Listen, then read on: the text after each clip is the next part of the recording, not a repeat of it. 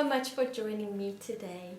We're going to continue looking at the precious names of Jesus, ones that we can hold on to and cling to at this time.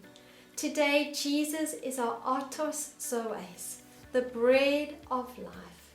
You know, in ancient Palestine, they could not live without bread. It was such a staple part of their diet. And I know in many countries today, bread is still so important. I know especially even in my house, we couldn't live without our bread. And so Jesus comes and he says, I am going to be the bread of life. And we see how Jesus even describes himself, and he talks about bread in John chapter 6, verse 27, where he says, do not work for food that spoils, but for food that endures to eternal life, which the Son of Man will give you. For on him God the Father has placed his seal of approval. And then he continues to talk to his disciples and the people around him. And then he makes this beautiful statement, which we see in verse 48. It says, I am the bread of life. Your ancestors ate the manna in the wilderness, yet they died. But here is the bread that comes down from heaven, which anyone may eat and not die. I am the living bread that came down from heaven. Whoever eats this bread will live forever. This bread is my flesh, which I will give for the life of the world.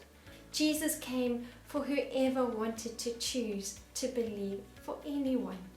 And then we see he makes these statements that don't work for food that spoils. How often do we indulge on junk food that we know is bad for us, but we still eat it? And that's like eating all the negativity, all the social media posts, the stats, the news that are spitting out all this rubbish.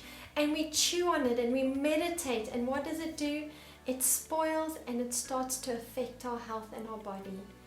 Today our challenge is to go and sit at the feet of Jesus. You know, I love the picture of the Israelites. They got manna every single day. God provided them fresh manna. And on the day they were needing to rest, he gave a double portion the day before. Maybe you're feeling spiritually hungry. Maybe you're feeling like you've indulged on junk food.